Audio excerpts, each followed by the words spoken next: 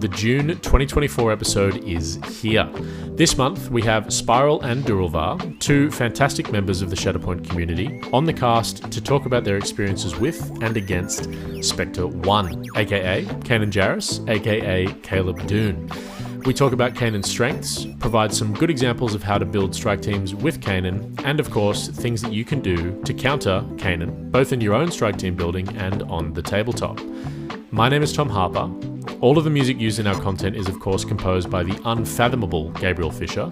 Links to where you can check out and follow his projects are in the episode's show notes, along with all the places you can check out and support our content. If you love what you hear, please consider joining our Patreon. A massive thank you goes to our patrons Benobi, Brendan, Duralvar, Bruno, Death1942, Alan Jones, Winter AU, and Kevin C. It means an incredible amount and we cannot wait to bring you more content. Now, join me as we continue our exciting journey further and further into Star Wars Shatterpoint. You don't know the power of the All right, shut up. of the dark.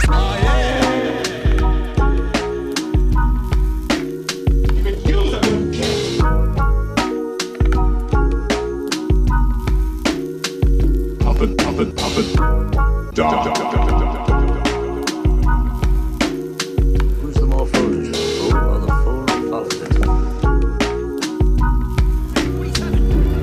It's a trap!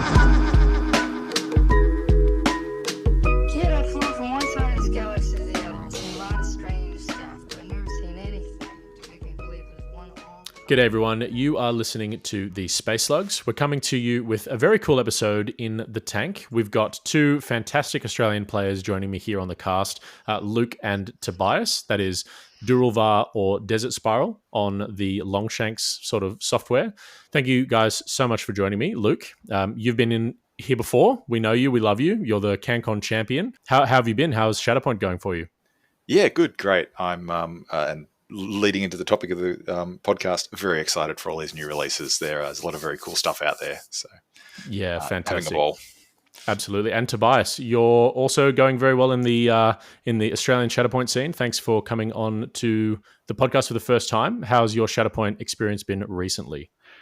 It's going very well, thank you, Tom, and thank you for having me on the cast. I've really enjoyed the Bad Batch for the last month or so, and they've been a breath of fresh air, I think, particularly from a Republic standpoint.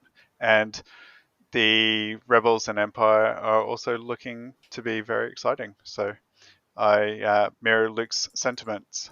Fantastic. Okay, yeah, and so we are going to be mainly focusing on the new releases in the Rebel standpoint. So, we've got a couple of new releases that are coming next month in the Ghost Crew, the Spectres, from the Rebels TV show, the animated series. So we've got Kanan, we've got Hera. Their boxes are coming out with, Ezra, Sabine, Chopper, Zeb, all the good stuff.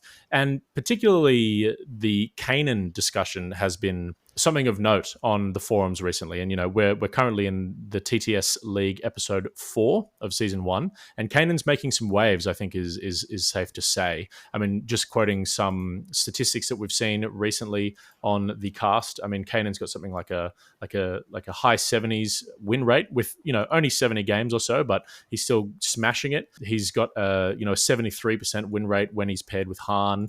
He's absolutely crushing Darth Vader, Jedi Hunter, etc., which is something that I know that the community has really wanted to see. And yeah, so I thought we'd bring on two, I guess, Kanan experts or two Shatterpoint experts, and we just talk through, why we think Kanan's doing well, some of the strengths of him, maybe some of the ways that we can build a strike team around Kanan, and then, of course, how to beat Kanan as our sort of concluding segment there. So, guys, what do you reckon about that? Sounds good. Okay, fantastic. Well, look, Luke, I might turn to you first. I note that you've had a few games with Kanan in the most recent episode of the TTS League.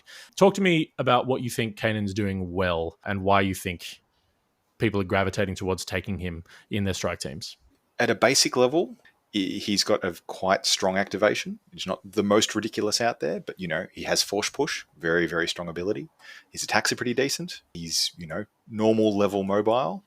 And then the actual really sort of compelling part of him is he has, if you're playing in the right team, like hands down the strongest revenge effect in the game. It is as far as I can think. Is one of only two where you don't have to attack the person that wounded your friendly target, and also he can heal first. So it just a lot of the common counterplay into things like Mother Talzin is you pin her, you disarm her, whereas he clears his conditions. He does what he wants to do. So like at a high level, those are sort of the key things really. Yeah, definitely. So I'll just sort of read out the ability there. When an allied Rebel Alliance unit is wounded by an enemy attack, after the effect is resolved, one character in this unit may heal twice and then jump. So that already is fantastic.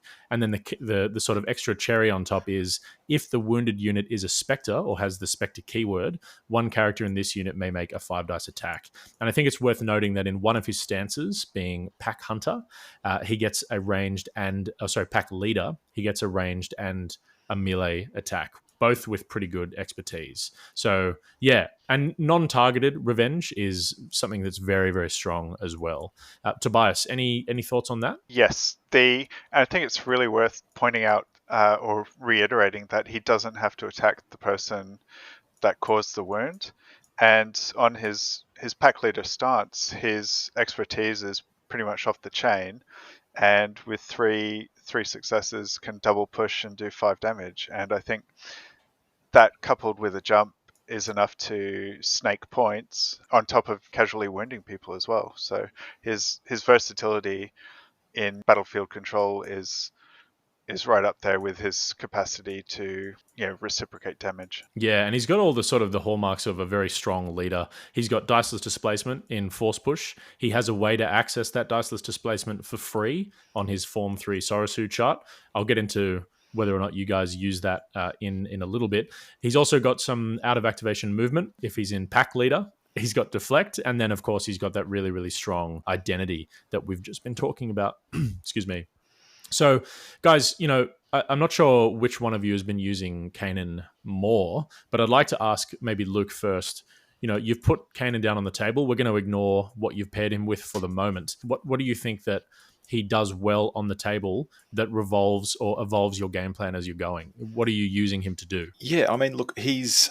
I think that one of the biggest things is just because of how effective that revenge thing is. You really want to move into the middle, or as close to the middle as makes sense, because the more reach he has with that, particularly in Pack Leader, that range 4, just ridiculous attack, the better it is. If he's dead center in that board on, I think, any map, he can affect any point, right? So it's basically if you want to wound someone in my team or a Spectre, we should say, that's probably the one important clarifier there, which we'll get to when we get to team building, but it is important that the attack's only on a Spectre.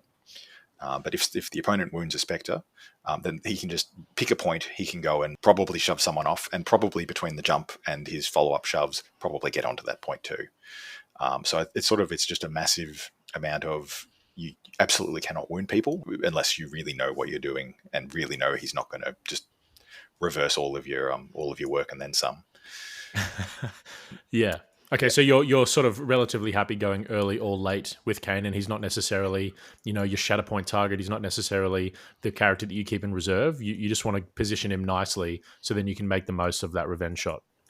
Yeah, exactly right. So I think, if we sort of start from the basics, I think you always start him in Pack Leader, because and maybe just agreed. for, almost a little bit of an aside, is that he's probably the character in the game that is the most impacted by which stance he is in when he starts his turn, because his tactic is, if you're in Sorosu, Refresher Force, and he can heal, which are both very powerful effects to kick off a turn with. But then on the other hand, he doesn't get any extra movement beyond his move action unless he's in Pack Hunter, where he gets a dash and also gets to move someone else. I guess the other interesting thing is it is a really significant decision when you're flipping that card. I'm leaning, as I've played more games with him, I'm leaning more and more towards he mostly sits in Pack Leader unless you really think you need that force or really, really need that better defensive expertise on Sorosu. Yeah. Tobias, what do you think?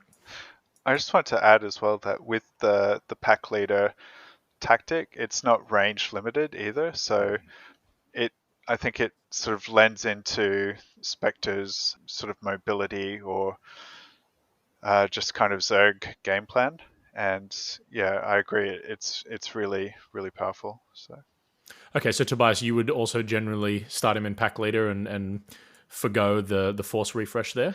Yeah, I think starting Kanan in pack leader to give you the sort of the double dash, and then also sort of that gets him up the board, and then I think you really need to consider what is sitting across the table from you as to whether you put him into Soresu at the end of that activation. I think if he's going early, perhaps flipping to Soresu because the defense expertise is very strong, and but also with pack leader he gets a dash on one expertise, which is also really strong too. So I think he has some interesting choices on his defensive chart, and I think he's a character that rewards, I think, someone who appreciates the nuance of the game, uh, Okay. if that makes sense. Yeah, so a bit of a high ceiling sort of playstyle. Now, Luke, we're talking about the stances, and that's really important, as it is for most primaries. Maybe unless we're talking about General Obi-Wan Kenobi. But if we're looking at the abilities that Kanan has on his card, Force Push is such a huge thing, right? We see and love Plo Koon, we see and love Asajj. Some of these characters that have pulls or pushes or out of activation, sorry, diceless displacement, are super important. Do you think that not keeping Kanan in Sorasu could land you in some sticky situations in terms of your force economy? Noting that we will get into squad design in a little bit, but Sorasu is the only way that he can get free force push. Do you think that matters or not really?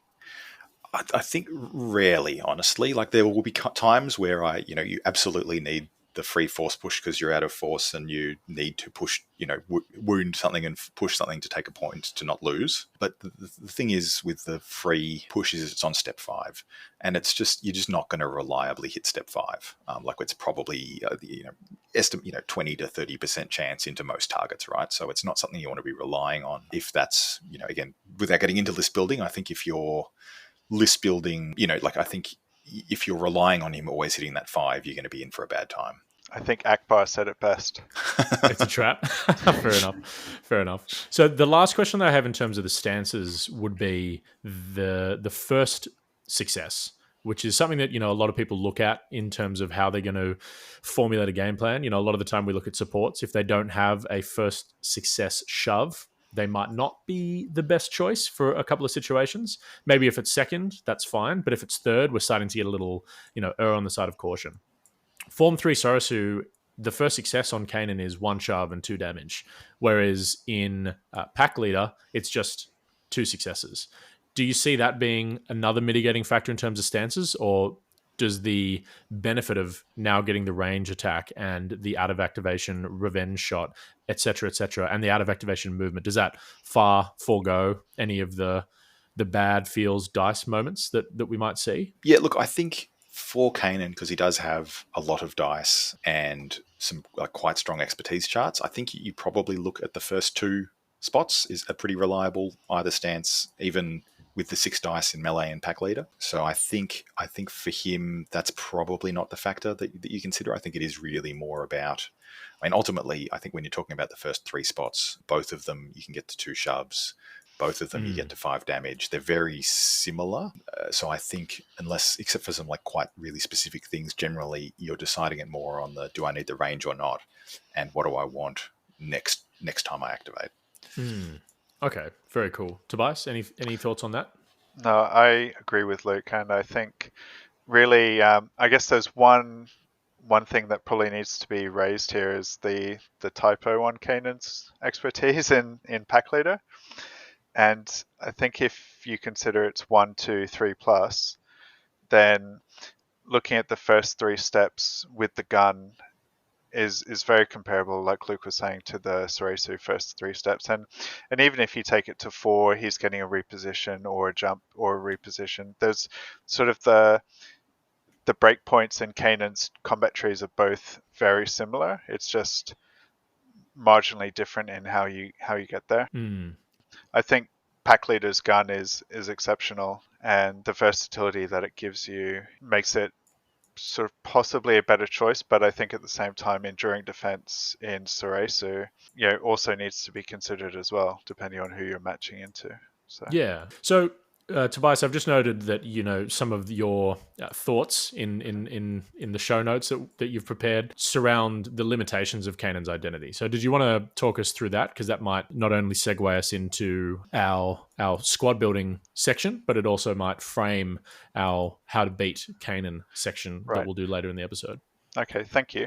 And yeah, so you mentioned what the identity is before, and the two key sort of elements are that he only gets the heal and the jump off of wounding a rebel, and so that instantly becomes a squad consideration for him, because I have seen him paired with, say, Mandalorian or bounty hunters. So it kind of pulls him back into that rebel affiliation, if you will. And the attack only resolves on a Spectre. And the other point is that, unlike a lot of triggers which say after the effect is resolved, this one stipulates that it has to be an attack causing the wound. So I think that opens an avenue to sidestep the identity in some ways. Yeah, okay. Very interesting. And that's really, really cool. So look, that's a great little segue into the squad design, unless Luke, you have any other thoughts on limitations on Kanan? No, I think those are the absolute key ones. Okay, fantastic. So you both have probably had a few games with Kanan or against Kanan. Luke, the first thing that you did when you saw him, how did that dictate what you wanted to put alongside Kanan? I mean, again, it's the revenge effect was the first thing I saw. So my two thoughts were, because it worked well at CanCon, double up on revenge effects, because if you have to deal with one, sometimes that's all right. If you have to deal with two, that's very difficult. And my thought there was, okay, well, what's the other cool new model with a revenge effect? Mando. So Mandalorian and Kanan, a bunch of the Spectres are scoundrels, so you're not blocking off Mando's Clan of Two ability, and and then you're doubling up on those. And then I guess the other thing is you want to maximize the number of Spectres. The limitation or the thought process there being that on the one hand it's really good, on the other hand there's single model units with no tiebreaker, the supports, so you sort of have to have a decision about how much of them you want in the squad. I don't know if you want me to talk through maybe the first one I jumped to. Yeah, definitely. So I think where I jumped first was Kanan just with his box. So Kanan, Ezra, and Zeb. And then Mandalorian with Sabine, because, they're both Mandalorians. That's great. And then bounty hunters, because they're bounty hunters, so they don't block Mando. And also they can become Spectres or Mandalorians if they need to help Sabine trigger a focus. That was sort of the initial thought. I don't know if you guys have any comment on that list. Yeah, no, that sounds really interesting. I note that that's actually fairly force light as well, because the bounty hunters don't really spend anything, and Mandalorian, I mean, you might not really want to spend anything until you get really nitty gritty and you can start triggering a clan of two. So yeah, you can sort of funnel all your force into where it's needed elsewhere, I think. What about you, Tobias? Any thoughts on that strike team?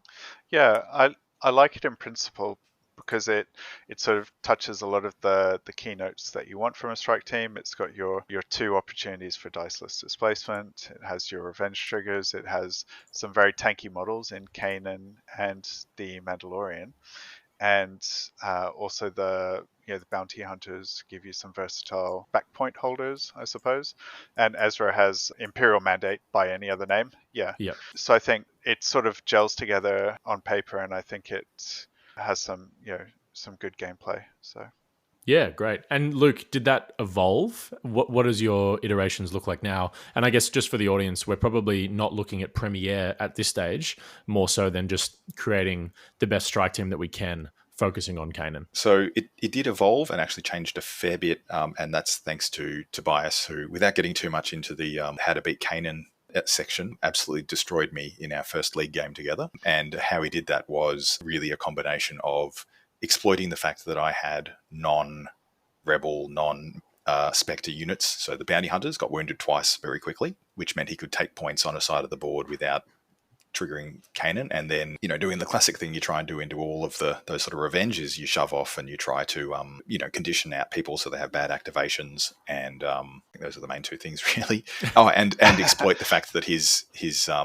as Tobias said before, his revenge is only if someone is attacked and wounded. So he used Wrecker to wound models with his wasn't sneaking, that's it. They roll 5 dice and do damage. And really, I think what that made me conclude was that two of those things were, well, were kind of weaknesses of the list was that one, the list it's not as tanky as it looks, nor is as force efficient as it looks, and the sort of the key drivers of that were actually the supports.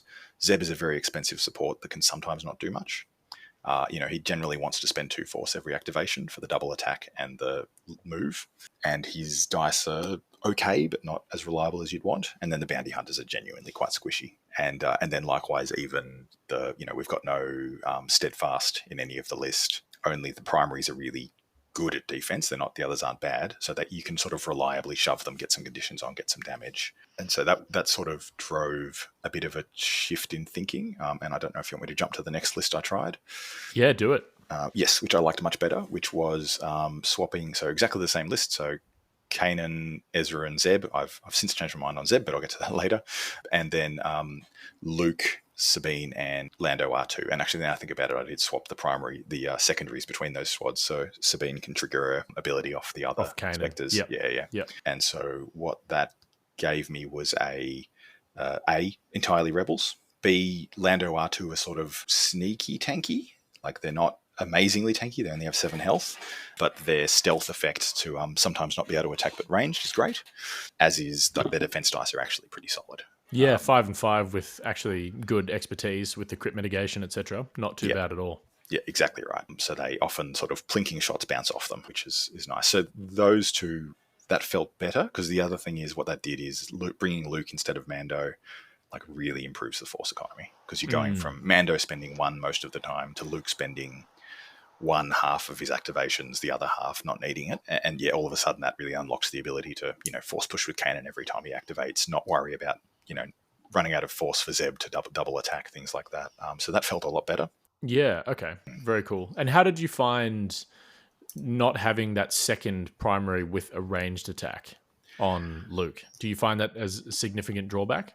No, I find not specifically with Luke most of the time. I find Luke is, and I think the trick with keeping Luke mobile is keeping in mind that you don't actually need to use Prophet or By This or Be Destroyed to attack.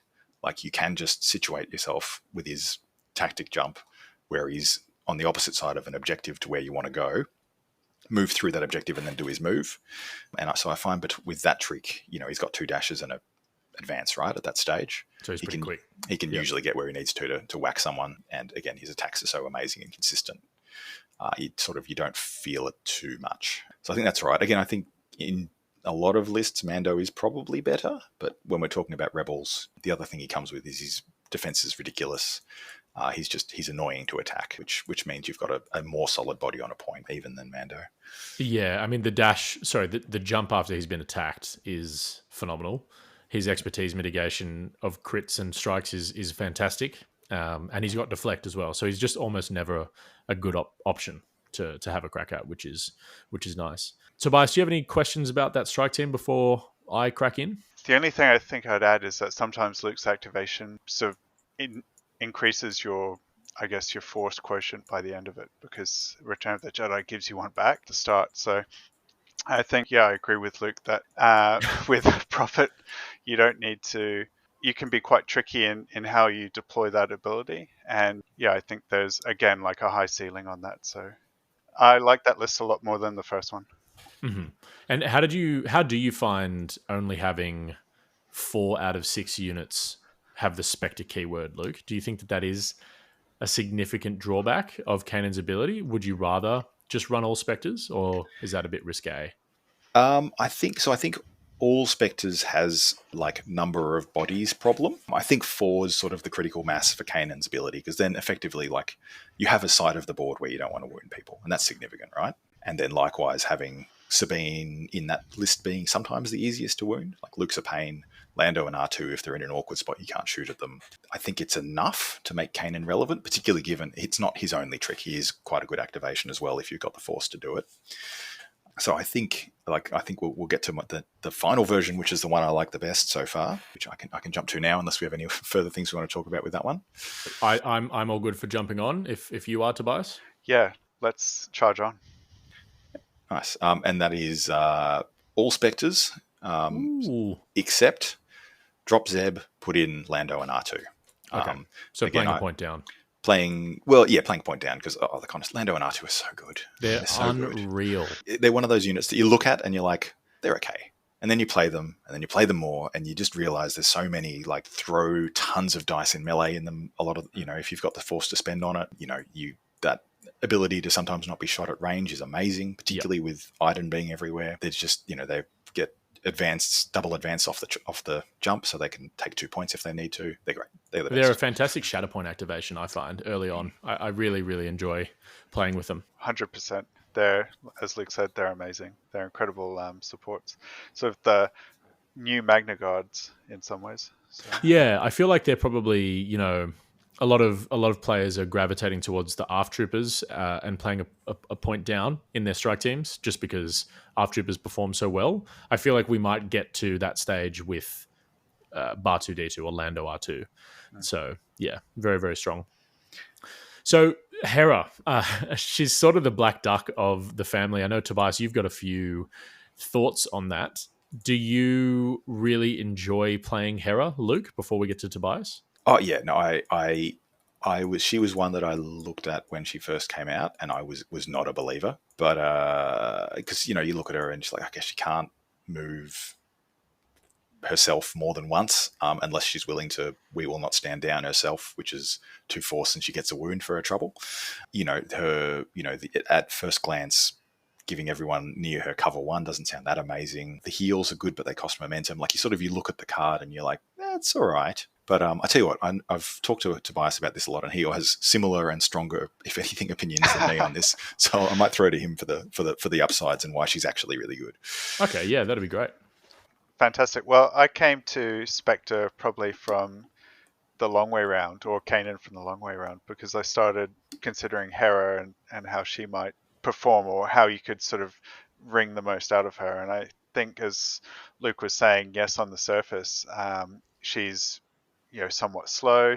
You look at the identity and it looks like it costs a momentum, which is a quick segue. One of the interesting things about Rebels is how they're using momentum as a sort of an actionable resource. So even Boosh potentially gives you more, and then a lot of the Rebels sort of either give you momentum or pay with momentum, and I think that's a nice sort of evolution of the game.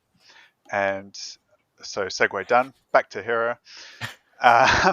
But the cover bubble of 4 I think is quite cool, and then the heal bubble of 5 is also great. And then if you look at sort of the compounding effect that she has with someone like Chewbacca, and also with Bar2D2, so you have, and Chopper as well, you have these pieces that are natively very hard to attack, or the opportunity window for getting good attack outcomes into them is very low. So even considering the Rebel commandos, I think one of the drawbacks that people consider with the commandos and the ISF is that they become very shootable very quickly if you use the full advanced deploy. Yeah. But in Hera's instance, they're starting with a hunker token. They've got cover possibly or probably from the terrain they're standing on, and then additional cover from Hera as well. So they're starting at 8 dice on their defense. They have a reposition on 3. And I think that, that's probably a precarious attack opportunity, because you might end up giving them an extra point off the jump. So I think her auras, or her kind of priest mass heal effects, have a lot more impact than they look like on paper. And I think equally, Stand Down is a great ability because the Empire version is only on supports, but hers can impact primaries or secondaries as well. And then also on her tree, she has decent expertise on her gun attack, and that can get, I think, 4 or 5 heals relatively easily. So I think she's a proper supporting primary, I Yeah, guess, is and something that we've not seen before. correct. And I think she tops up, or keeps your entire team topped up, to the point where the threat of takeouts is a lot lower. And then you have Kanan sort of just waiting in the wings if that does happen for a spike or one of the big beaters to come in, and then he can provide his retribution and potentially mitigate the benefit they had of coming in or sort of diving your team. So Wow. Okay. Yeah, that's really cool. It's nice to hear that there's a bit of Hera love. I've not seen any positivity on her online, so that's really cool. Luke, back to you in terms of that squad design. How have you found it performing on the field? Well, look, so I think the thing I really like about it is that it kind of covers the game plan that Tobias used so effectively to knock me out in our first league game. Is that he was, pushing people away, conditioning them so it was really hard to get good activations out of them instead of wounding them. But if every time Hera activates, you can just clear conditions, damage, everything off, range 5 from a character, if they're anywhere central-ish, it's half of your team plus. That sort of covers that, like, okay, well, I don't want to wound things because Kanan's going to come and take a point off me if I try to, but I can't just try and condition people and leave them out of the fight because Hera will come along and remove all of those conditions I've spent. So then they're just healthy and spending not much force, and so you're not slowing down the team at all. And then if you do wound them, not only do you cop the Kanan effect, but then she might activate next turn and just turn them back on and go jump on another point, right? Very cool.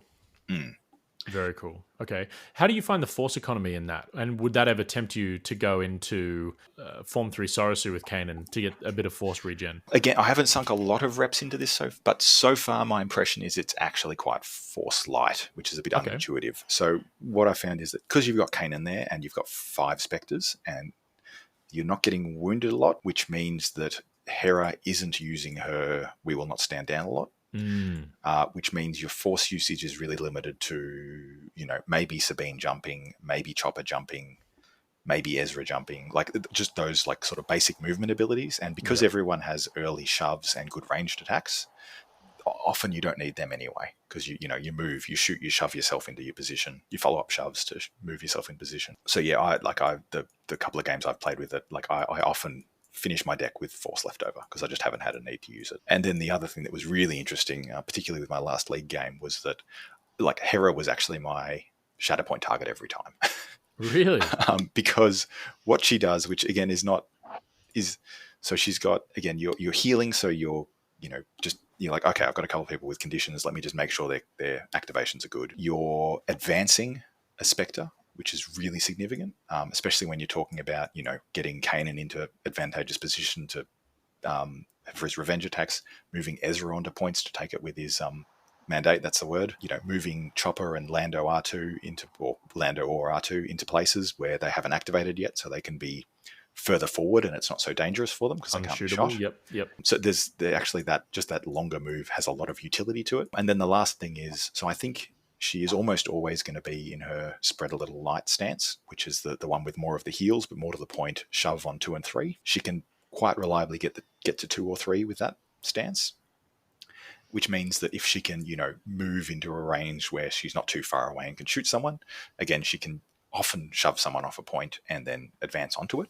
So she's less of a dud activation than I expected, even from trying to displace other things. And that's without, again, in that game, I think I only suffered 1 or 2 wounds. So I never used We Will Not Stand Down with her. It was just purely okay, let's make sure my guys have good activations when they activate, and let's move someone onto a point and attack someone to try and shove them off a point.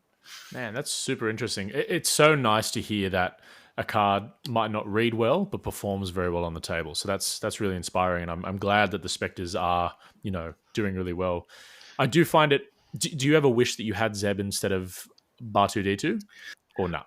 I've been disappointed by Zeb too many times. He like, again, when I first read him, I thought he was terrible. I had more of a look. I'm like, oh, maybe he's okay. Again, he can, if he's moving towards Spectres, he advance twice as good. He double attacks with, decent expertise and a decent tree, but it's just, what I found was that he needs to go 4 down to double shove or 2 down to shove once. And between his 2 attacks, especially if he's not in melee, it wasn't reliable enough. Like too often I would just move him onto a point, try and melee something, get 1 shove, not enough to get them off the point, and then that's just his activation. And that's sort of without getting into the can't reserve him when he's wounded, which I haven't had as a problem yet, but I could see being a real issue. Definitely. Okay. Well, that's really good. Before we get into the nitty-gritty of how to build around or against Kanan. Tobias, what would your go-to strike team be for Kanan, do you think? So I have a very similar team to Luke's, and just before I dive into that, I just wanted to add Hera's also got on her spread a little light. She's got an active ability on 4 and 2 shoves on 2 and 3, which mean that sort of she's got that first heal on 1, and then with the 2 shoves she can get to potentially another person and heal them for the 3. So she's got a lot of sort of depth in how she actually sort of manifests her kit. Anyway, I think if you're on the fence or hadn't considered her, I would go back and just put her on the table. With regards to my strike force for Spectre, though, the only real difference I have from Luke's team is that I've got Chewbacca instead of Sabine. And the main reason for that is with his tactic, he can dash towards primary and give them a hunker token, which then sort of compounds again with the Crew of the Ghost, giving essentially 3 extra dice against range attacks in most cases. And then also having the expertise buffer on defense, and he's again like 12 health, so he's someone that you're not going to be wounding very easily. And this is sort of going to tie into the next segment, but it's not wise to upset a Wookiee as a non-attack source of damage, which has become a little more relevant with the release of Kanan. So range 3 and no other conditions on it. So if you do have people who are limping near death, he can just has a good chance of just picking one off and shooting someone else, which is always a strong aspect to a unit. So yeah, the lack of target hoops that you need to jump through, like being on an active objective or something similar, or being in a particular location, is very strong with Chewbacca. Very, very strong. Okay, that's really cool. And I know that deviated away from Kanan a little bit, but I still think it's core to the to the topic of Kanan and strike team design there. So thanks very much for bringing us them. Yeah, I just want to add one more thing: is that the rebels, or Kanan in particular, is strong by himself, but it's sort of the whole is greater than the sum of its parts in this particular case. And I think you saw in Republic that they have a synergistic footing, but with Rebels, I think, and particularly with the Spectre crew, that's again compounded or taken to that next level. And I think altogether that kind of family dynamic they share gives them a lot more power than it might seem. So yeah, nice. That's very exciting, and I'm very keen to see what that looks like in real life when we get these guys outside of of TTS. So this whole discussion was sort of born from a really good comment that was made on the Space Slugs Discord. We have a lot of discussion about these units, and that's why I ended up wanting to bring Luke and Tobias on the cast today. So if you guys are interested, anyone listening, do join that Discord. We have some really good discussion, and I think what we could do is further than our normal showdown strike team design, maybe we can put some ideas for some premier strike teams in the Discord chat, and just get the juices flowing in terms of what that looks like as an expanded form of strike teams, focusing around Kanan and Hera, and maybe even little Han, etc. So yeah, we can maybe have some thoughts Han there, because I know I've been really trying to. I mean, I'm so excited to play with Han. I've got him and Chewie built in front of me. That's what I was doing this morning, so I can't wait to finish the rest of that box and get them on the table. I know it's off topic, and I've had a couple of games with Han, and I've enjoyed them immensely. He's a lot of fun, in my opinion. So yeah, I think he's awesome. I think he's absolutely awesome. So Tobias, the reason that we specifically got you on today is not only are you an awesome player, but you had a lot to say about how to defeat Kanan when some of the topic got, I don't want to say negative, but it was very much like, how do we do this? How do we circumvent? Because a lot of the time, new releases can feel quite overwhelming, especially when they do multiple things that previous releases might separately do. So talk us through some of the ways that you would approach defeating Kanan. Okay, so the first thing I'm going to talk about, I think, the elements or the tactics that you can use against Kanan or someone very similar to Kanan. And some of my background here is that I've had a lot of problems with Mother Talzin over the course of my Shatterpoint career, and so I've sunk a lot of thought into this kind of aspect of the game, and Kanan is sort of the next evolution of that. But I think for Kanan in particular, what can really help you is a strong ranged alpha. And my reasoning there is that if Kanan can't retaliate because it's sort of early in the game, then he does get the jump, yes, but he doesn't have the attack, or he can't attack you. And so in that context, the jump is fine, but you're not sort of losing out necessarily. So if you're striking from a place where he can't reach, then I think you can have a bit more security in doing that, even though it does give him threat extension. In a similar way to Luminara, when she came out, some of the discourse around her was that, well, if you only ever attack one person, her heal never does anything. And I think you can apply a similar point of logic to Kanan, where if you're only attacking one target, then the heals lose a lot of value. But I think the short-sightedness of that approach is that if you're only ever attacking one target, then you're probably not doing very well in the first place. The next point is wounding without attacking. So we spoke briefly about Chewbacca before, but abilities or ability-based damage that let you wound outside of attacks, I think, gain an additional premium against Kanan. Django comes straight to mind. Even if I think Spectre probably have a lot of counterplay into Django because they have a lot of tactics that give movement. Before Django gets his opportunity to not so fast, and so his reactive nature probably loses some stock versus like Wrecker or Chewbacca, even Savage, who all get to choose how they deploy that 5 dice ping. So the power of conditions, Luke spoke about shoving people off points and then stacking them with pin and strain, and also potentially disarm as well. Kanan's his revenge trigger is so incredible. The 2 heals and then the jump mean that he's always generally firing at full effectiveness, and you can't disarm him. It's very hard to, unless you disarm, pin and strain Kanan, then you're not really doing anything at all. Yeah, and even if he's not on like 6 or 7 health left, he's just going to take the strain anyway. So because he could. I'll probably just heal off my attack even, maybe. So he's such a beast. Kanan's amazing, I think.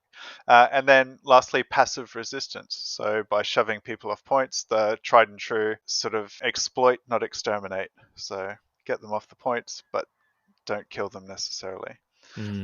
So those are the 5, I guess, tactics that I think you can employ to improve your chances against Kanan, or similar builds really as well, because these aren't just specific to him. And then I was thinking about a couple of strike teams that might be able to deploy those. And the one that I took into Luke in the game that he mentioned earlier was Hunter Wrecker and the Wolfpack, and Luminara, Crosshair, and the ARF Troopers. And I think they do all of those things. Crosshair has a devastating alpha, obviously, and they can leverage focus fire. They can wound without attacking, thanks to Wrecker. The Wolfpack and the ARF's coordinated fire give them a lot of access to conditions, and then equally they have a lot of access to shoves. So you really get to kind of pick your battles in some way and sort of delay until you need to cause wounds. But I think also, as Luke mentioned, the iteration of the list he had at that point opened another window, which was wounding non-rebel units, which meant that Kanan wasn't able to sort of live his best life. So, yeah, even maybe wounding non-Spectre units. If you see 1 or 2 of them on the field, then you know that you can sort of safely attack them or put pressure on those elements of the strike team. Yeah, exactly. So. And again, Kanan will still get to jump and potentially outbody a point, but he's not going to do that and wound a unit in return. So I think that's worth considering. And I had one more strike team, which was a bit of a classic, but Mother, Savage, and either the Night Sisters or the B2s, and Dooku, Django, and the Magna Guards. Because for similar reasons, they do a lot of the same things. They can deploy conditions, they can get people off points without attacking them, or lots of shove access. Savage can wound people without attacking them, as can Django, but we mentioned the limitations that he has. And even Mother, if you put her into her wrath stance, can strain people and then force them to move, which will wound them without attacking them. So just sneaky stuff like that. Yeah, very cool. Well, thanks so much for sharing those.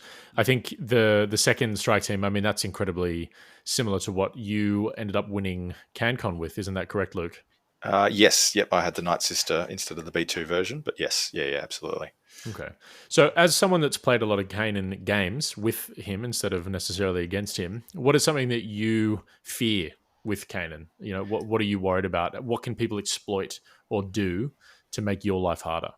Yeah, I mean, I think Tobias covered the big ones, right? I think it's being, and I think this is a sort of a thing I only generally see out of quite high skill players, but I'm sure we'll start, more and more people are going to catch on because I think it's becoming more and more important a skill, which is just that you don't have to go all the way down your tree if you've got it available to you. Like you can stop at, if I've got to, particularly into a list like this where there's going to be lots of cases where, like, you really want to push someone off the point, but they're on 7 health, and to get to my shoves, I need to do X amount of damage and wound them, and that'll trigger the revenge effects, and everything goes terribly wrong. So, I think actually even just beyond that sort of not just don't stop early, but also consistently stop early. Just get the results you need. It works particularly well in Republic lists where you've got, again, it was interesting with that game into Tobias. Usually the ARFs are the coordinate fire you're scared of, but in this case, because of how he was playing it, the strain was actually the much more impactful one, because basically every single, like most Republic units have an early pin, so you're getting strained and pinned on every single attack, and it's just like crippling for lists like this. So yeah, but honestly, I don't have much to add. I think Tobias covered it really well.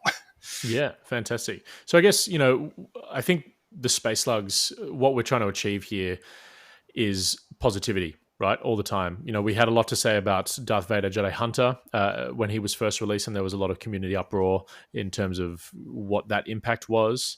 And I think, largely we've been correct on that. And I think we did alleviate a lot of concerns that people might have had. So I think the next thing that we want to do is, there is a lot of concern over Kanan. There is a lot of concern that he might have been pushed a little bit too far in response to characters that are high attrition, like Grievous and Vader. Do you guys think that he has been pushed too far? And do you think that there are some significant ways that he influences the meta in a negative sort of capacity? Or do you think that the dust will settle much like it did for Ewoks and everything's going to be all right?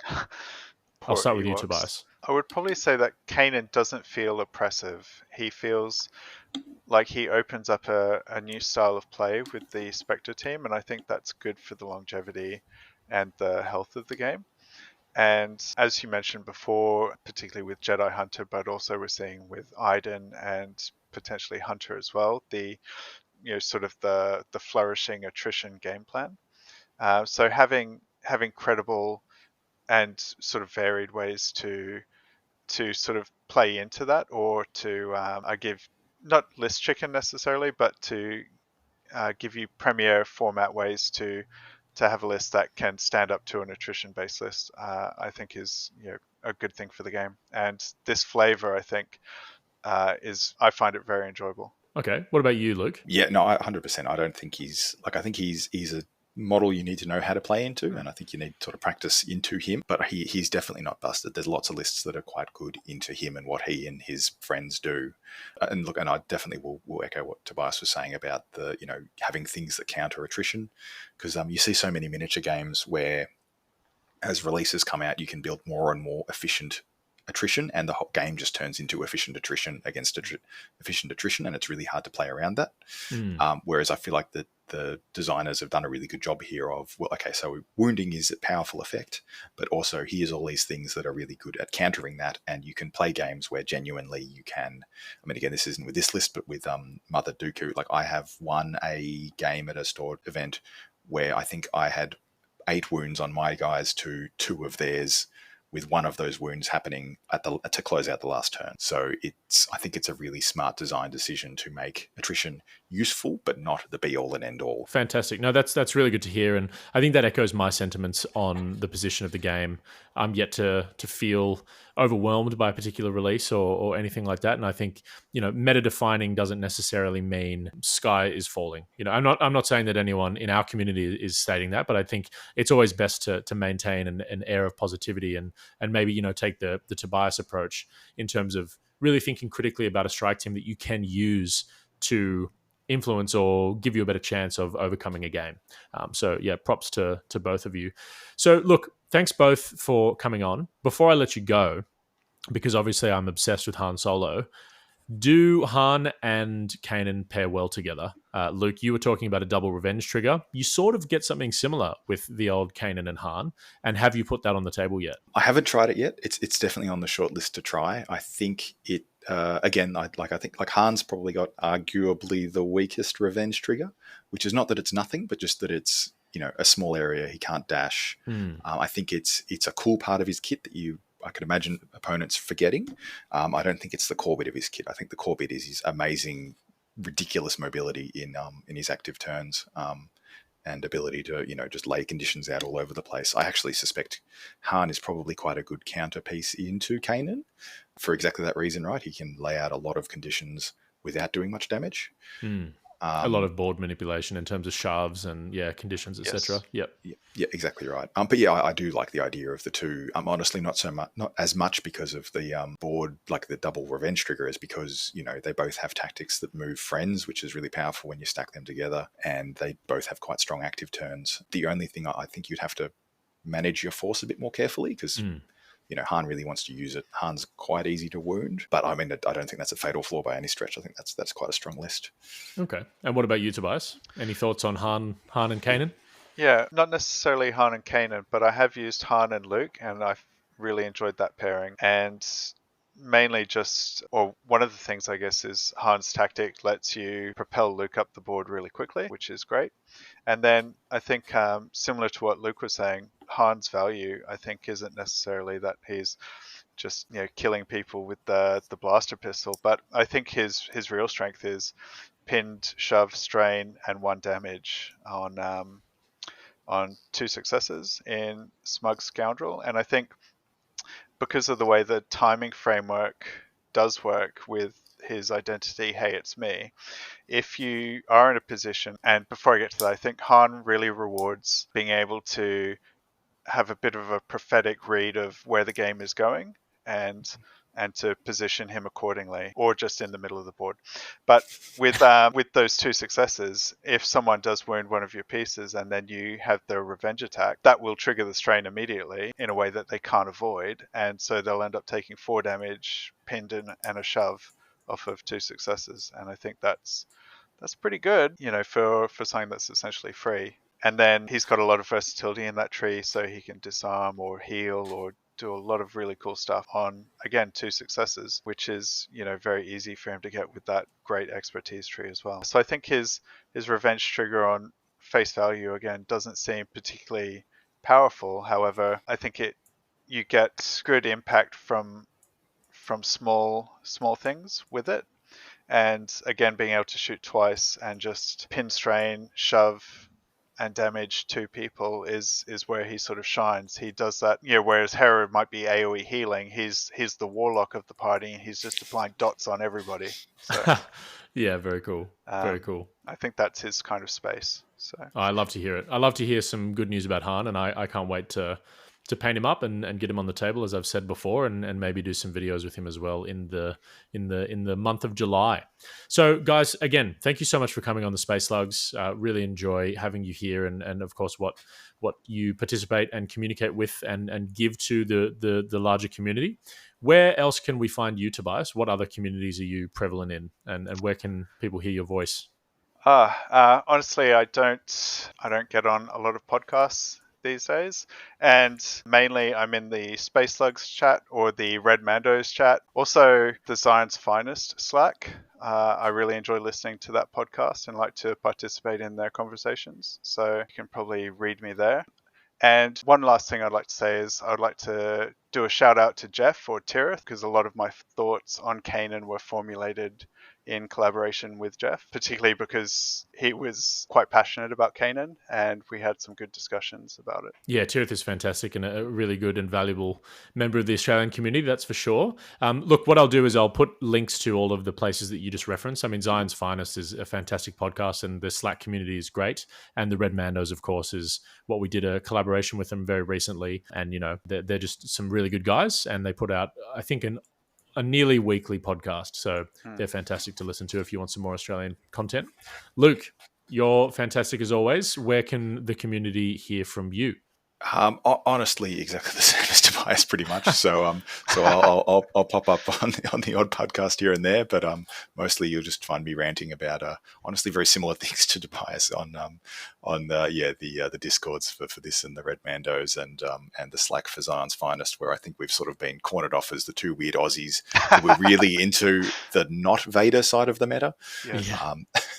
Absolutely. And you did a fantastic episode with the Red Mandos just recently as well. So definitely viewers and listeners, if you'd like to hear more of Luke, you can go and check him out. And he was, of course, featured on one of our Space Slugs early episodes. So you can go back in time and hear more of his thoughts. I believe that was your CanCon Road to Victory. So that's a great episode to go and listen to.